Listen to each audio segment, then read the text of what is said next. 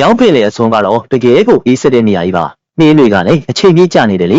ချင်းယူတို့လင်မယားကတော့ဒီနေရာကိုရောက်လာကြပါပြီဒီနေရာကအရန်ကိုအေးတော့တာမန်နဖျားနေဆိုရင်ချက်ဝတ်တစားလေးဝယ်ပြီးမှအေးတန်ကိုခံနိုင်မှာပါနေရာကတော့ချင်းယူကိုခေါ်ပြီးတော့တနေရာကိုညွန်ပြလိုက်ပါလေအဲ့ဒီနေရာကတော့အရန်ကိုလှပတဲ့နန်းတော်တစ်ခုပါဒီမှာနေရတာအရန်ကောင်းတာပဲဆိုပြီးတော့ပူဇော်လိုက်တော့နေရာကြိုက်ရင်ကြစ်ရွှန်ကျဲတဲ့ပုံမှာမင်းအတွက်တခုဆောက်ပေးမယ်ဆိုပြီးတော့ချင်းယူကပြောလိုက်ပါလေပြီးရတယ်ချင်းယူတို့တွေအဲ့ဒီနန်းတော်စီကိုလမ်းလျှောက်သွားကြပါလေနေရာကတော့ကြိုးချိုးနေဘယ်မှာရှိလဲဆိုတာရှာတွေ့ပြီမလားဘာလို့တရိုက်မသွားတာလဲဆိုပြီးတော့မေးလိုက်ပါလေအဲ့ဒါနဲ့ချင်းကြီးကနေရာကိုတီးပြီးမယ်ကြော်ချိုးနေရဲ့အကြောင်းကိုသိချမသိတော့တရိုက်မသွားခြင်းလို့ဆိုပြီးတော့စူဇန်ဖို့ပြင်လိုက်တာပါဒီရေရဲနန်းတော်ရဲ့ပိုင်ရှင်ကကြော်ချိုးနေရဲ့အိမ်နီးနားချင်းဆိုတော့ကြော်ချိုးနေရဲ့တရင်ကိုအရင်လာပြီးစုံစမ်းတဲ့သဘောပေါ့ချင်းကြီးတို့လေအိမ်ရှိကိုရောက်တော့ချင်းလေးရုပ်ကြီးတွေကဝိုင်းတာကိုခံလိုက်ရပါလေပြီးရတယ်ချင်းလေးရုပ်ကြီးတွေရဲ့ပါဇက်ထဲကနေပြီးတော့ရေခဲငွေတွေကိုမှုတ်ထုတ်လိုက်ပါလေချင်းလေးရုပ်ကြီးတစ်ခုကရေခဲငွေတွေနဲ့ပြစ်လိုက်တော့လီယာကဝေပြီးတော့ကပြီးလိုက်ရပါလေဒီရေခဲနဲ့တော့ပိုင်ရှင်ကရေခဲကျုံးလေးကိုမဝေစေခြင်းဦးနဲ့တူတယ်ဆိုပြီးတော့ပြောလိုက်ပါလေအဲ့ဒီမှာပဲချင်းလေးရုပ်တွေကလည်းစပြီးတော့တိုက်ခိုက်ပါပြီအကာဝယ်ကိုထိုးပြီးတော့ချင်းကြီးတို့ကိုပိတ်တောင်ပြီးတော့တိုက်ခိုက်လိုက်တာပါ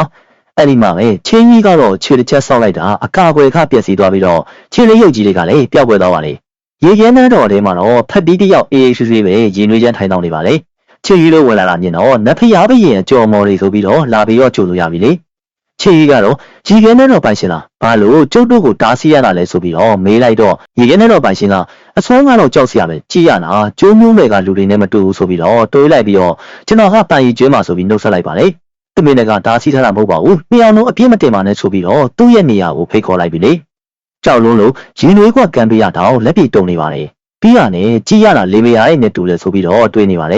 ေချင်းကြီးကလမ်းကြည့်လိုက်တော့နောက်ထပ်ရင်နွေးခွက်တစ်ခွက်ကိုလှမ်းပေးလိုက်ပါလေအဲ့ဒါနဲ့ချင်းကြီးကကျွန်တော်တို့ဒီရေခဲကျွန်းရဲ့အကြောင်းကိုမေးရောက်တတ်ပါပဲဆိုပြီးတော့ပြောလိုက်တော့ထက်တီးကချိတ်တလောက်မေးလို့ရပါလေကျွန်တော်ကဒီကျွန်းပေါ်မှာနှစ်တန်းပေါင်းများစွာနေလာတာဆိုပြီးတော့ပြောလိုက်ပါလေကျွန်တော်အရင်တုန်းကကျွန်းမျိုးနေရဲ့လောက်ရက်ကိုမကြိုက်လို့လေဖာမျိုးကနေပြီးတော့ထွက်ပြေးလာခဲ့တာဒါပေမဲ့လိုင်းလန်တက်ဖြစ်တာကိုခံခဲ့ရတယ်ဆိုပြီးတော့ပြောပြလိုက်ပါလေ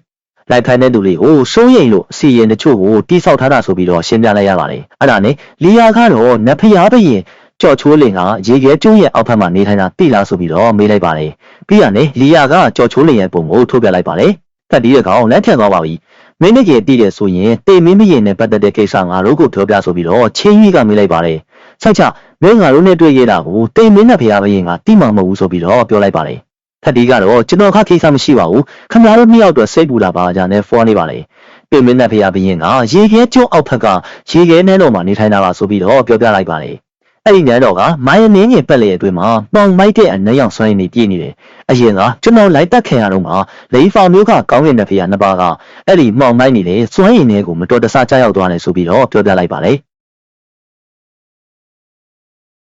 သူတို့ရဲ့ဝိညာဉ်တွေပါပျောက်ကွယ်သွားတာပါပြီးတော့ဖေမင်းနဲ့ဖျားဘရင်ကလည်းဂရီတခုရှိပါလေသူ့ရဲ့နန်းတော်တွေကိုဝေမလာတဲ့၍ဘာမှမဖြစ်ဘူးဆိုပြီးတော့ဂရီပေးထားတာပါ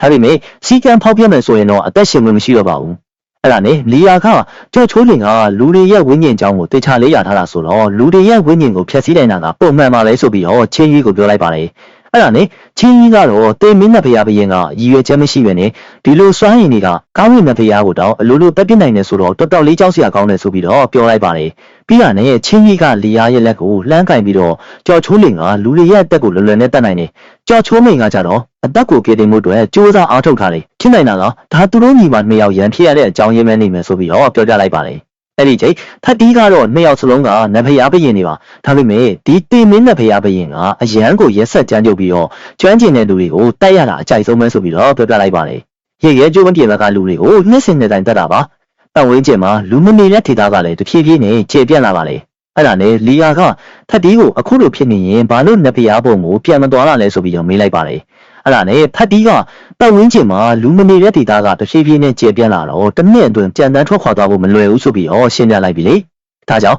ဒီနေရာကနေပြီးတော့ထွက်မသွားရတာပါပြီးတော့ရင်ရဲကျုံးမမာကလည်းအေးအေးဆေးဆေးနေထိုင်လို့ရပါလေသဘောတူညီချက်ကိုမဖောက်ပြည့်အသက်အန္တရာယ်လည်းမရှိပါဘူးအဲ့ဒါနဲ့ချင်းကြီးကတော့ကြော်ချိုးလင်ကရက်ဆက်ကြမ်းကြုတ်ပေမဲ့ပေးထားတဲ့ခရီးကိုတည်ရဆိုပြီးတော့ပြောပြလိုက်ပါလ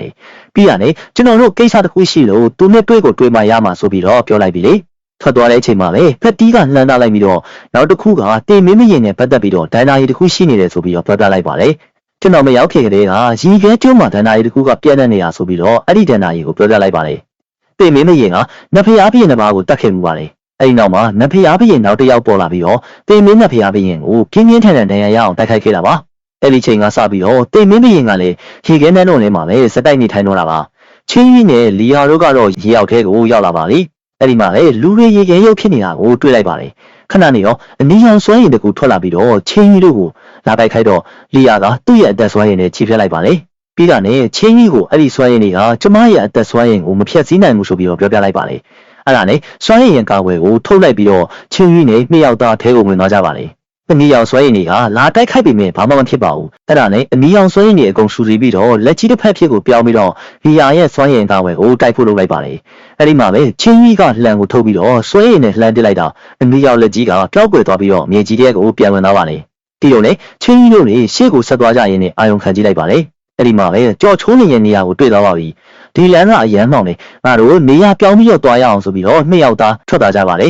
ေဒီလိုနဲ့တနေရာမှာတော့ကောင်မလေးနှစ်ယောက်ကကြေးဆောင်နေကြပါလေနန်းတော်သခင်ကမကြခင်ကူပေးရာကနေထွက်လာတော့မှဆိုတော့ငါတို့အနားယူရမယ့်ရက်တွေကုံဆုံးတော့မယ်ဆိုပြီးတော့ပြောနေတာပါအဲ့ဒီမှာပဲအတန်တစ်ခုကြားလိုက်ရလို့ထွက်ကြည့်ဖို့ပြောလိုက်ပါလေချက်ပြုံကလည်းဒီမှာကတေမင်းနဲ့ဖျားပဲရင်ရှိနေတာလာတယ်ဆိုတာကကိုလာပြီးအသေးခံတာပဲဆိုပြီးတော့ပြောလိုက်ကြပြီလေချင်းကြီးကတော့နှင်းမလက်အိတ်ကိုထုတ်ပြီးတော့စွဲရည်နဲ့လှမ်းပစ်လိုက်ပါလေပြီးတာနဲ့အကဝဲကိုဖြုတ်ပြီးတော့ကျွန်တော်ချင်းကြီးဇနီးတဲ့နဲ့အတူလာတွေ့ပါလေဆိုပြီးတော့ပြောလိုက်တဲ့အချိန်မှာပဲစွဲရည်နဲ့ဖိနေတာခံလိုက်ရပါလေနာချင်းရတဲ့နေရာကိုဝေးလာတေတန်ကျူးလွန်တာပဲဆိုပြီးတော့អော်လိုက်ပြီလေပြီးတာနဲ့နှမ်းတိုက်လိုက်တော့နှစ်ယောက်သားနောက်ကိုဆုတ်သွားရပါလေချင်းကြီးကတော့ဝင်းကျင်တိုက်ခိုက်ခံလိုက်ရလို့ခေါင်းလေးပါခိုက်ကုန်ပါပြီအဲ့ဒါနဲ့စွမ်းရည်ကိုထုတ်ပြီးတော့ပြန်ပြီးခူးသားလိုက်ရပါလေလီယာကလည်းသူ့ရဲ့အသက်စွမ်းရည်ကိုချင်းကြီးရဲ့ကိုယ်လေးကိုထည့်ပေးလိုက်ပါလေအသက်စွမ်းရည်ကိုတွေ့တော့အမဲရောင်မျိုးကိုတွေထွက်လာတာလေချင်းကြီးကချက်ချင်းပဲလှန်ကိုထုတ်ပြီးတော့တားလိုက်ပြီလေဒါပေမဲ့အထဲကနေအနီရောင်မီလုံးတွေပေါ်လာတော့ချင်းကြီးကလှန်တဲ့အမီလုံးတွေကိုပြစ်ပြီးတော့ဖျက်ဆီးလိုက်ပါလေ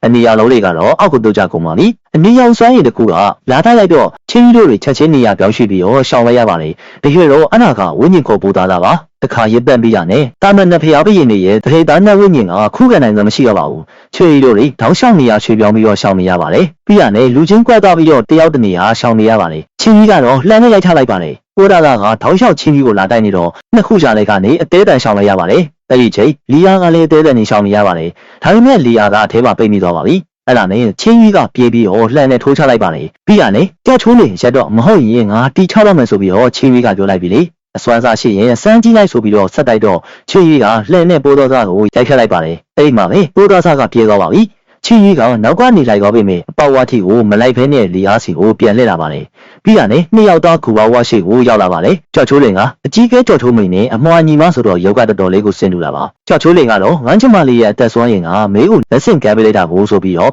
လီယာကိုပြောလိုက်တော့လီယာကအတော်ကြောက်ချိုးလေးဆိုပြီးခေါ်လိုက်ပါလေရင်းနှီးကလေးကိုကွက်လာမနေနဲ့ဆိုပြီးတော့ပိတ်ပြောလိုက်ပြီးတော့ဘာကိစ္စလဲပြန်ပြောပြီးရနဲ့ပြန်တော့ဆိုပြီးတော့ပြောလိုက်ပြီလေအဲ့ဒါနဲ့ချင်းကြီးကအကြီးကဲကြောက်ချိုးမိန်ကကျွန်တော်နဲ့ဇနီးတဲ့ပေါ်မှာခြေသူတရားကကြီးမားနေအရင်တုန်းကသူ့ကိုသူ့လောက်တင်ပရင်၈ပါးကဝိုင်းတိုက်ပြီးတော့တိတ်ဆုံးသွားခဲ့ရလားလီယာကလည်းသူ့ရဲ့စွာကိုအမွေဆက်ခံပြီးတော့အသက်နှစ်ဖျားပရင်ဖြစ်လာခဲ့တယ်ဆိုပြီးတော့ပြောပြလိုက်ပါလေအခုလိဖာနုနဲ့ကျွန်တော်တို့ကြားကရန်ညိုးကကြီးမားတော့စစ်ပွဲကိုရှောင်လဲလို့မရဘူးကျွန်တော်နဲ့လီယာဒီကိုလာတာကအကြီးကဲကျွန်တော်တို့ကိုကူညီပြီးတော့လိဖာမျိုးကိုတိုက်ခိုက်ပေးဖို့တောင်းဆိုကြလို့ပါဆိုပြီးတော့ပြောလိုက်ပါလေအဲ့ဒါနဲ့ငါ့ကိုလိဖာမျိုးနဲ့တိုက်ခိုက်ခိုင်းနေတာလားဆိုပြီးတော့နှင်ထုတ်လိုက်ပါလေချင်းကြီးကတော့အကြီးကဲစိတ်ချပါလိဖာမျိုးကနဖျားပရင်၄ပါးရှိတယ်ကျွန်တော်တယောက်တည်းနဲ့နှစ်ယောက်ကိုထိရုပ်ထားနိုင်တယ်ဆိုပြီးတော့ပြောလိုက်ပါလေလီယာနဲ့ရီဖုံးကလည်းဝေကူးမယ်ပြီးတော့အကြီးကဲတာပါမယ်ဆိုရင်ကျွန်တော်တို့နိုင်မှာတေးလာတယ်ဆိုပြီးတော့ပြောလိုက်ပြီလေတကယ်တော့ကြောက်ချိုးလင်တက်ခတ်ရတော့ကကြောက်ချိုးလင်ကလည်းအမိလာခဲ့တာပါဒါပေမဲ့မမိတော့ဘဲနဲ့ကြောက်ချိုးလင်တိတ်ဆိုးမှဆိုလို့ကြောက်ချောင်းလင်ကတောထိုးလိုက်ပြီးတော့ထွက်ပြေးခိုင်းခဲ့တာပါကြောက်ချိုးလင်ကအရန်ဝမ်းလေးသွားလိုက်တာသူ့ဘေးကတစ်ပင်နေတော့အကုန်သေးကုန်ပါလေအဲ့ဒီမှာလေကြောက်ချိုးလင်သေးလို့ကြလာလေအသက်ဆွမ်းရင်နေကြောင်အပင်တွေကပြန်ပြီးတော့ရှင်သန်လာပါလေကြောက်ချိုးလင်ကနတ်ဖျားပုံကပရိပခါတွေကိုဝေမပါခြင်းပေမဲ့သူ့ညီမအတွက်လက်စားချစ်ပေးခြင်းစိတ်တော့ရှိနေပါလေဒါကြောင့်မို့လို့ဖျားလိုက်ပြီးတော့ချင်းကြီးကိုလက်နက်သွန်းနတ်ဖျားဘရင်တက်ကလူတွေကိုဖိတ်ခေါ်မယ်ဆိုရင်အကျိုးမြတ်ပေးရမယ်ဆိုတာမသိဘူးလားလို့မေးလိုက်ပြီလေအဲ့ဒီတော့မှပဲကြောက်ချိုးလင်ကလည်းလီယာနဲ့ချင်းကြီးရဲ့အကြောင်းကိုအမြဲစုံစမ်းနေတယ်ဆိုတာချင်းကြီးတော့ပေါက်သွားပါလေချက်ချင်းမဲ့ကြီးကဲပါလို့ချင်တာလဲဆိုပြီးတော့မေးလိုက်တော့ထမတန်းစားဟုတ်မှန်ဝိညာဉ်လက်နက်ရှိလားဆိုပြီးတော့မေးလိုက်ပါလေမရှိရင်ဒုတိယတန်းစားဟုတ်မှန်ဝိညာဉ်လက်နက်ဆိုလဲအဆင်ပြေတယ်ဆိုပြီးတော့ပြောလိုက်ပါလေဒုတိယတန်းစားဟုံမှန်ဝင်းကျင်လက်နက်တောင်မှမထုံနိုင်ဘူးဆိုရင်လက်နက်သွန်းတဲ့ဖေးရလို့ခေါ်မလီနဲ့တော့ဆိုပြီးတော့ပြောလိုက်ပါလေအဲ့ဒါနဲ့ချင်းကြီးကတေချာပေါက်ရှိရပေါ့အကြီးကဲကရုတ်တရက်ကူညီဖို့သဘောတူလိုက်တာကိုအရန်ပြောသွားလို့ပါဆိုပြီးတော့ပြောလိုက်ပြီလေ ကြောက်ချိုးလင်ကတော့မင်းငါရဲ့ဝင်းညင်ခေါ်ပိုးသားစားကိုဖျက်ဆီးလိုက်ပြီးလူတွေကို6မောင်လာနဲ့ပစ္စည်းတစ်ခုယူရဲဆိုပြီးတော့ပြောလိုက်ပါတယ်အဲ့ဒါနဲ့ချင်းကြီးကလီယာငါရဲ့ဟုံပန်ဝင်းညင်ရဲ့နာလက်နက်အခု80ထဲမှာသူ့လိုအပ်ချက်နဲ့ကိုင်းနေတာ9ခု10ခုလောက်ရှိတယ်ဒါပေမဲ့တကယ်တော့ကိုပေးရမှာလားဆိုပြီးတော့မေးလိုက်ပြီလေတကယ်တော့ချင်းကြီးကကြောက်ချိုးလင်လူတွေကိုအစုလိုက်တုံလိုက်တက်ဖြတ်မှာကိုစိတ်ပူနေတာပါပြရကစဉ်းစားကြည့်လိုက်တော့သူမလို့ရုပ်တရက်သဘောလားပြောင်းသွားတာလေသူ့လူတွေကိုတတ်တယ်ဆိုတာကမိသားစုကြီးရှစ်စုကိုလက်စားချေဖို့ပဲဆိုပြီးတော့ပြောလိုက်ပါလေကြောက်ချိုးလင်ကတော့ဘာလဲနှမျောလို့လားဆိုပြီးတော့မေးလိုက်ပါတယ်အဲ့ဒါနဲ့ချင်းကြီးကသူတန်းတင်ထားတယ်ပထမတန်းစာဟုံမငင်းကြီးရဲ့နာကိုထုတ်လိုက်ပါလေပြီးတာနဲ့ကြောက်ချိုးလင်ကိုပေးလိုက်ပြီးတော့ဒါကိုဝမ်းရှိုလို့ခေါ်တယ်ဆိုပြီးတော့ပြောလိုက်ပါလေအကြီးကဲစိတ်တန်းကြမယ်ဟုံမန်ဝင်းကြီးရဲ့နာနဲ့တစ်မျိုးပါဆိုပြီးတော့ပြောလိုက်ပြီလေကြောက်ချိုးလင်ကလှမ်းယူလိုက်ပြီးတော့စွဲရည်တွေကိုထုတ်လိုက်ပါလေလှန်ထိတ်ကနေပြီးတော့အမဲရောင်ကျိုးမြင်တွေထွက်သွားပြီးတော့ကြောက်တောင်ကြီးတောင်တစားကြီးဖြစ်သွားပါလေကြောက်ချိုးလင်တယောက်သဘောလေးကျလာပါပြီပေးပြီးစလစ်နံပါတ်1ပဲနောက်ကြရင်ပြန်ယူဖို့ခွင့်ရမရှိတော့ဘူးဆိုပြီးတော့တခါလေးပြောလိုက်ပါလေချင်းကြီးကလည်းတွေးပြီးဆိုပါတော့ပြန်မတော်တော့ပါဘူးဆိုပြီးတော့ပြောလိုက်ပြီလေအကြီးကဲလက်ခံလိုက်ပြီဆိုရင်ကျွန်တော်တို့သွားနာရအောင်ဆိုပြီးတော့ပြောလိုက်တော့ကြော်ချိုးလင်ကအခုလိုမရသေးဘူးငါမှမေးကိုလှုပ်ခိုင်းဖို့တာဝန်တစ်ခုကြံနေတယ်ဆိုပြီးတော့ပြောလိုက်ပြီလေချင်းကြီးတယောက်ဘာလို့စပီးကြုံရမလဲဆိုတာနောက်တစ်ပိုင်းမှာဆက်လက်စောင့်ကြည့်ပေးပါဦးကျွန်တော်တို့ channel ကိုလည်း like and subscribe လေးလုပ်သွားခဲ့ပေးပါဦးခင်ဗျာ